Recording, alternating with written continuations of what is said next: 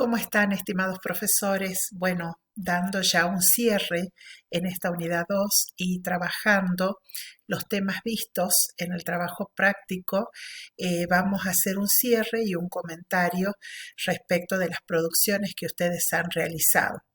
En este trabajo práctico hemos recuperado el trabajo realizado en el foro. ¿Sí? Fíjense en ustedes que se les ha pedido que con cada consigna ustedes las puedan leer, puedan responder lo que se les solicita y por supuesto que también al desarrollar estas respuestas nosotros evidenciamos la comprensión de la consigna. Entonces, hemos trabajado, por ejemplo, el primer punto referido a qué implica o qué es el acto de comunicar, ¿no? Fíjense en que ustedes en el módulo tienen una definición amplia, tienen los distintos componentes de la comunicación y bueno, debían responder en función de esta pregunta. Con respecto a todas las preguntas restantes, las mismas fueron trabajadas en los distintos foros. Fíjense, hay 4 foros, más la primera pregunta referida a qué es el acto comunicativo. Son 5 preguntas, cada pregunta tiene 2 puntos. La respuesta concreta de las 5 implica un 10 o un 100 según la calificación, la configuración de la calificación, pero ustedes al responder todas estas preguntas aprueban el trabajo práctico. Fíjense que en la segunda pregunta se solicitaban los tipos de mensajes. Estos fueron trabajados acá en este circuito comunicacional de las organizaciones y solamente se les pedía que ustedes mencionen cuáles son esos tipos de comunicaciones, si son implícitos, explícitos, externos, residuales, intencionales, no intencionales, y simplemente que dieran un solo ejemplo de alguna selección que ustedes quisieran hacer. Elijo el residual, pues entonces hago un ejemplo del residual, no una explicación de lo que es residual, sino un ejemplo concreto de lo residual. ¿Sí? Muchos de ustedes han definido todas, muchos de ustedes han puesto todos los ejemplos, muchos de ustedes han puesto definiciones de esos y no los ejemplos, entonces fíjense en que la pregunta es clara con respecto a lo que se les solicita. ¿Sí? Las preguntas están debidamente formuladas en el trabajo práctico, ¿sí? Si lo podemos ver, yo estoy abriendo con ustedes, mencione los diferentes tipos y seleccione uno solo y comparte un breve ejemplo. ¿Sí?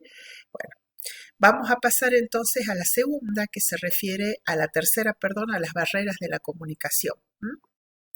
Fíjense en que ustedes acá en esta pestaña donde dice material de estudios tienen el módulo, ¿no? El módulo perfectamente en esta unidad 2 va a hablar de todo lo que trabajamos en la unidad 2, pero particularmente va a hablar también de las barreras de la comunicación, casi ya al final del módulo, pero no obstante está debidamente explicado en el material, ¿sí? Acá tienen barreras y también tienen otro material aparte del video que les hemos dado, que es esta autora Millán, que va a hablar también de las barreras y de los distintos niveles de obstrucción o perturbación en estas barreras que se producen o que obturan la comunicación. Entonces, ¿qué les pedíamos aquí? Que definan qué son las barreras y que den un ejemplo concreto y ese ejemplo lo puedan relacionar con alguno de estos niveles de perturbación en la comunicación. Con respecto al la cuarta consigna, muchos de ustedes han respondido muy bien, ¿sí? ¿Por qué? Porque ahí veíamos la direccionalidad de la comunicación. En este caso yo le pregunto en qué consiste. Bueno, muchos de ustedes simplemente pusieron la comunicación vertical descendente del nivel superior al inferior. ¿sí? Este, Cuando acá se pregunta en qué consiste esa direccionalidad, ¿sí? Que no sea tan escueta, tan mínima la respuesta. Por supuesto que esa es una primera aproximación a la respuesta, ¿no?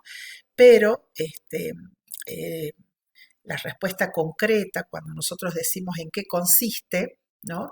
El módulo perfectamente lo aclara. Y es ahí donde nosotros apuntamos a que las respuestas sean este, concretas, claras, pero que sean completas, ¿sí?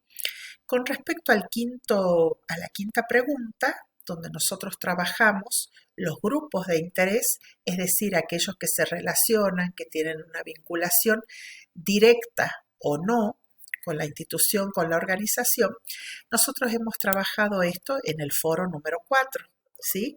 Donde, fíjense en que aquí hay una clasificación, si le podemos decir, una categorización de esos públicos, ¿no? De esos grupos de interés que se vinculan con la institución. Y por sobre todo, fíjense en que acá nosotros hemos definido o clasificado a estos grupos según la función, ¿no? Si forman parte, si son importantes, si qué tipo de relación tienen, qué tipo de imagen.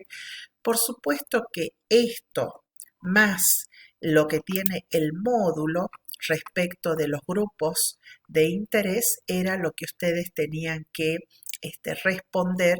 Fíjense, aquí también está definido cuáles son los grupos de interés o esos públicos con los cuales se vincula la organización. En este caso no hay en esta pregunta, fíjense que simplemente se les pregunta cómo se clasifican y cuáles serían las expectativas e intereses.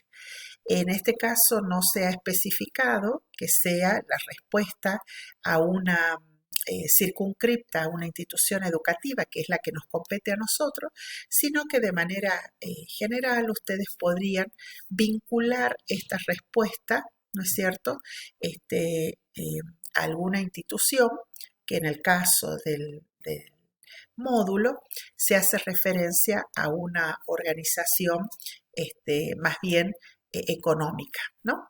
Entonces, bueno, eh, aquellos estudiantes que no lograron cumplimentar la totalidad de la respuesta de este trabajo práctico van a tener que recuperar, por supuesto que se les da esta posibilidad. Y bueno, aquellos que han aprobado, los queremos felicitar a ambos grupos, a todos, ¿no? Por haber realizado esta tarea. Y en esta segunda unidad trabajamos la comunicación en la institución, en la organización. Un gran abrazo para todos.